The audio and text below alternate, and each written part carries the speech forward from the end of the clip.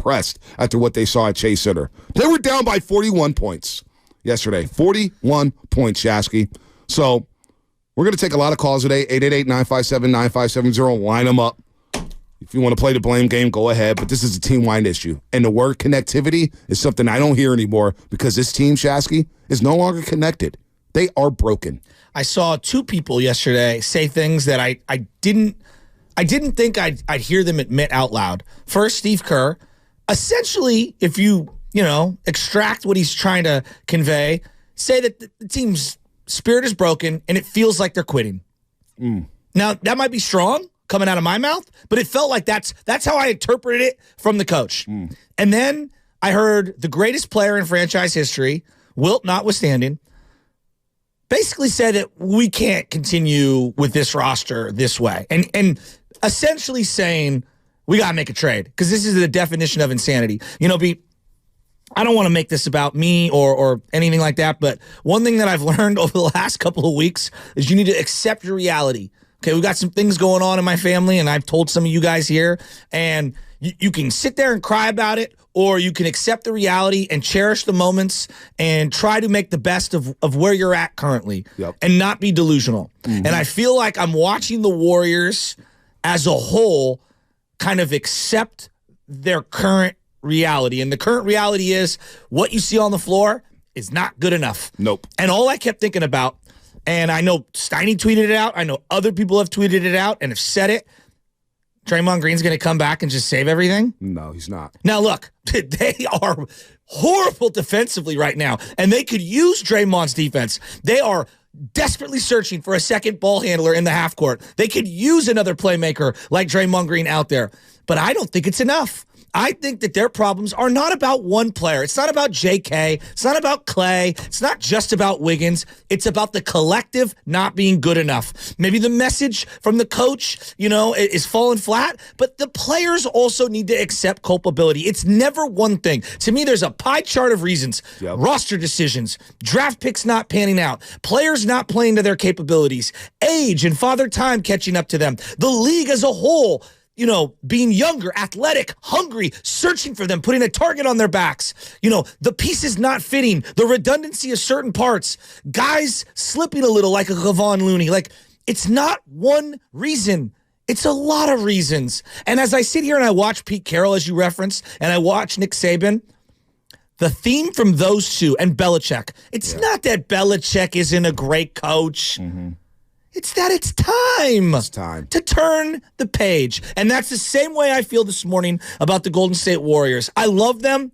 I will forever cherish all the moments. I don't want to disrespect absolute superstar legends that are minted, Bay Area mints and nationwide mints going first ballot Hall of Fame and deservedly statue guys.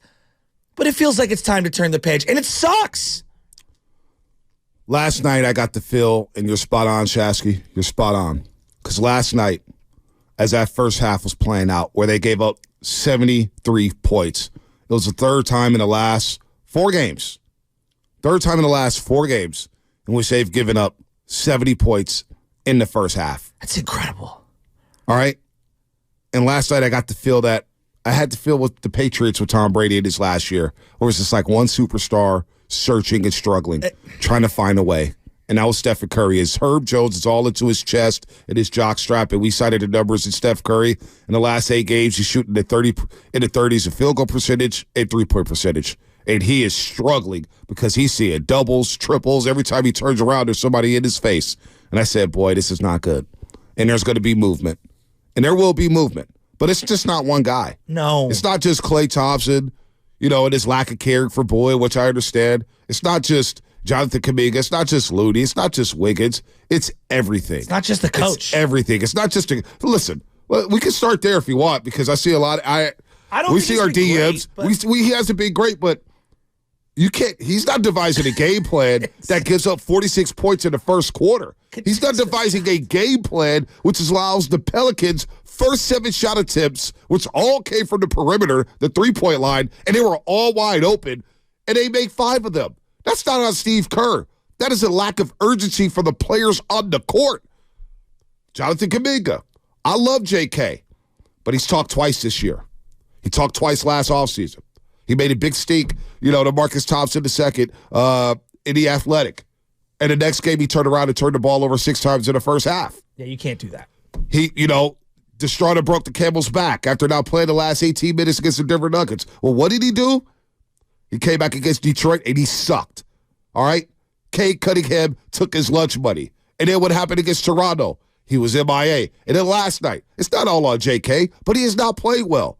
So when you don't have that clout to speak up like he's spoken up in the last week and a half, 2 weeks, and then you put out that performance, you don't get the benefit of the doubt anymore. You don't. You talk too much. Andrew Wiggins. Andrew Wiggins is 4 of 19 in his last 3 games, and he scored 11 points in the last 3 games. So when we talk about trades, going this guy, this team, that team, Andrew Wiggins, what the hell has happened to him? I don't know. And the key word was rolling around Andrew Wiggins yesterday. What's that? Quit. Now, I don't want to say that he's quitting, but boy, it was bad. It was bad last night watching Andrew Wiggins. You know what the hard part to accept for me is, like, when the Niners, like 2014 ended with such a thud for the Niners and everyone left, you just looked around, you're like, well, they just have nothing. They have nothing.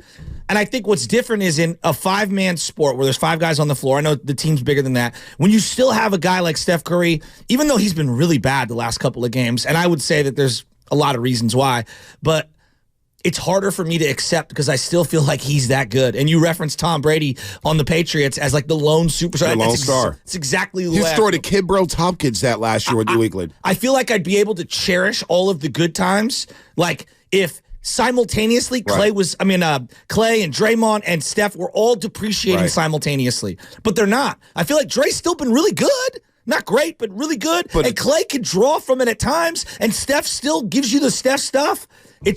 It's really hard for me to accept. No, it is. And, it starts there. And no, I understand completely what you're saying. And you know what? Like, Clay has had his struggles. Steph has had his struggles. But it's the other veteran part of the core 3 that has kind of jacked this situation up over the last 2 years, and that's Draymond Green. Let's be real. It starts from there. If you're a leader, and Steve Kerr keeps saying this in his pressers, he's a co-captain. He's our leader. He's our vocal leader. Or our vocal leader has let us down for 2 straight seasons. 2 straight seasons. And let's be real, folks. This team, this organization, this culture has not been the same since that fateful day in training camp. And then when I hear the pressers, and look, I have sympathy for Draymond Green. I hope he figures it out.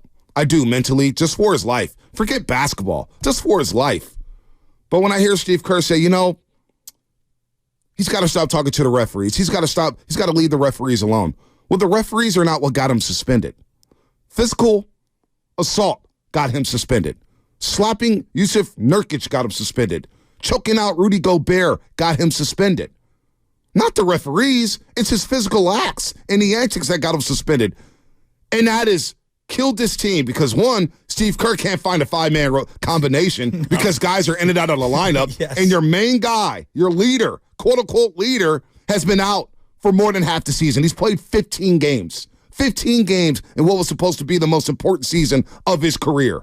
And that is a trickle-down effect on everybody. Now, when it comes to Andrew Wiggins, should he start? Well, the fact that he doesn't start now says a lot about Andrew Wiggins. He got his job taken because of his poor performance. The guy's averaging less than 12 points a game. And he got his job taken by someone who's really not playing consistent basketball. Exactly. At an elite level. Like, it'd be one that got, he lost his job to Durant. You're losing it to a 21-year-old Kuminga who's been as inconsistent as any young player in the league. I mean, it's embarrassing. It's embarrassing. And he's got a $100 million contract.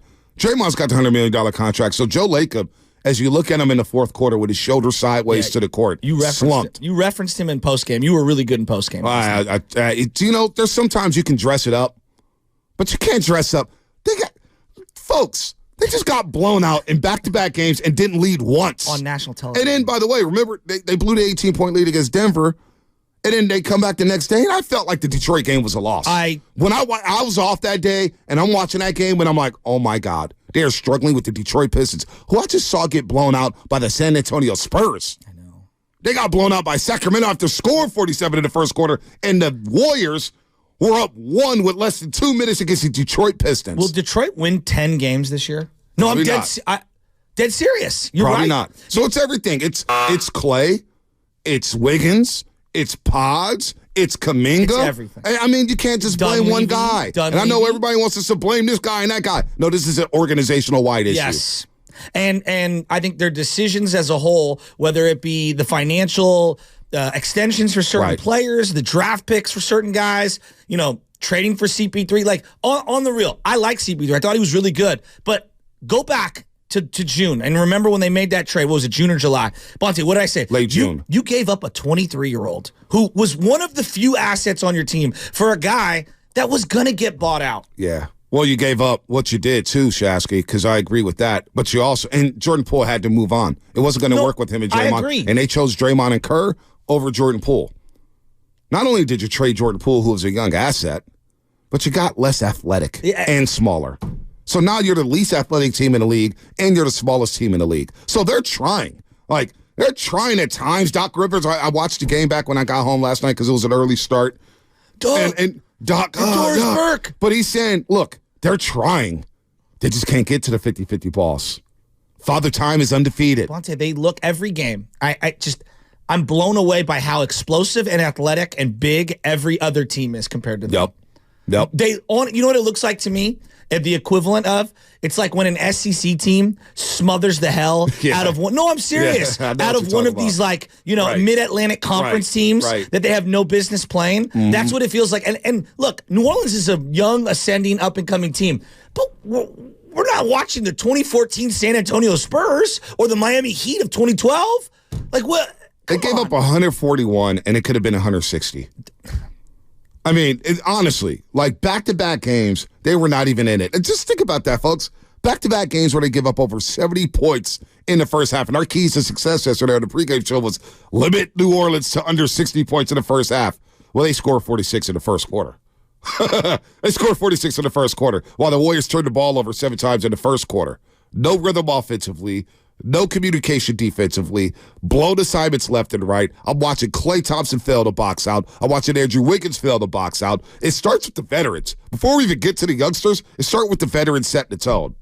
And they set a bad tone. Not only last night, but all season long. While Draymond Green is in the sweatsuit watching the game in the most important season of his career. So this is all bad. And you better believe there's going to be changes. When Stephen Curry was asked about the trade deadline, here's what he said. We have a standard that's pretty evident that if things stay the same, that's a definition of insanity, right?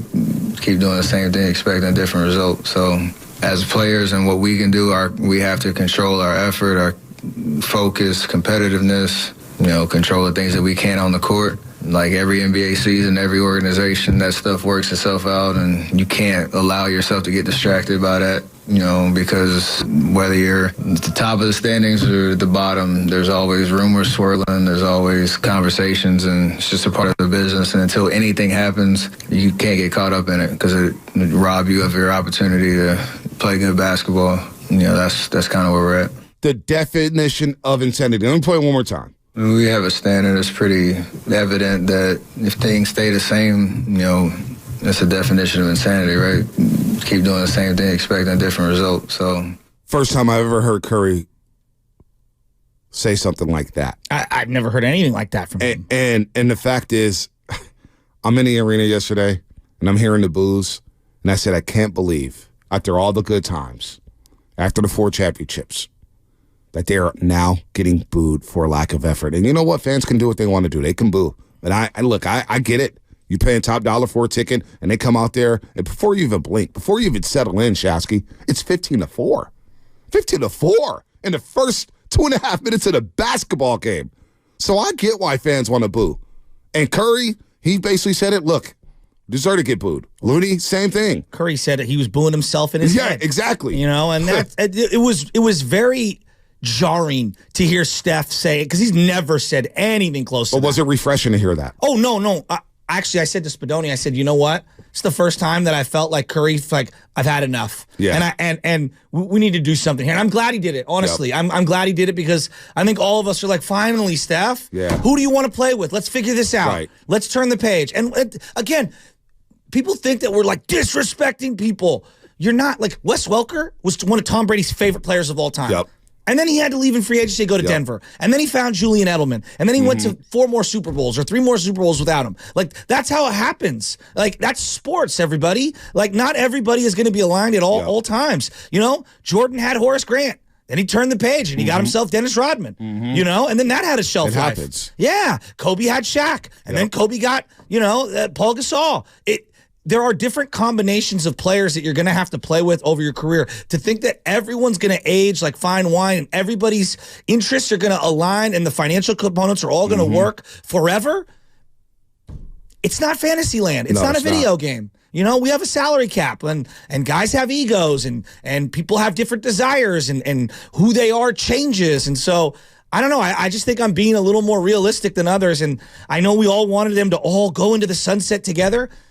The Spurs, Tony Parker played on the Charlotte Hornets. I know. Patrick Ewing played with the Orlando Magic and Seattle Sonics. Hakeem Olajuwon had to take his talents north of the border to Canada. So, you know what, man? Dwayne Wade went to the Bulls and then the Cavs and then came back. Right. So Mullen went to the Pacers. And then came back. You know, so it's all bad right now. I'm not even going to sugarcoat this. We got to have a truth serum here. Where are the Warriors at? Who needs to go? Who needs to come? Is this season cooked? The Utah Jazz have, you know, we're looking at the 4-game road trip, and, you know, we're always looking at the schedule saying, okay, that's a win, maybe that's a win. I can't do that anymore. The Warriors are the team that other teams are looking at saying, oh, that's a win for us. The Warriors are now the team that's on the schedule where other teams are saying, yeah, that's a win for us. They got to go to Utah on this 4-game road trip. Utah just blew out Denver. They got to go to Chicago. I don't even think that's a guaranteed win. The Milwaukee Bucks Saturday. We know what Giannis brings to the table. You don't think Dame Dollar's salivating to stick it to Stephen Curry? I watched CJ McCollum yesterday on that sideline. He was so happy knowing that, boy, the Warriors have ruined my career. They've kept me from going to the finals, conference finals, second round of the playoffs. They have been a nemesis for me, a thorn in my booty my entire career.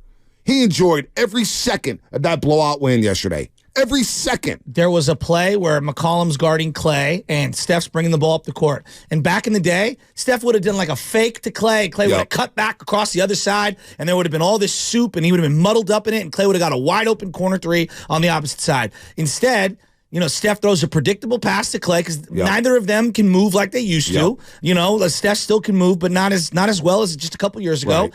And McCollum just jumps the passing lane and steals it and goes the other way. And then somebody, I forget, I think it's, what's the shooter? Murphy hits a 3. And I'm saying to myself, I just throw my hands up. I'm like, that wouldn't have happened 3 or 4 years ago. What about where we're at. What about CJ McCollum tying up Klay Thompson on the jump ball, blocking his shot? I couldn't believe that. I couldn't believe that either. That never happened. Never happened. So when Klay Thompson says, you know what, I'm not losing sleep over booze, he's got to lose sleep over his play. His performance and the team's performance. You know, the whole bullying thing, I want to get into that because I didn't make it. Clay. Yeah, I'm not mad at Clay about it. He shouldn't lose sleep over booze. These are professional athletes. They know the drill.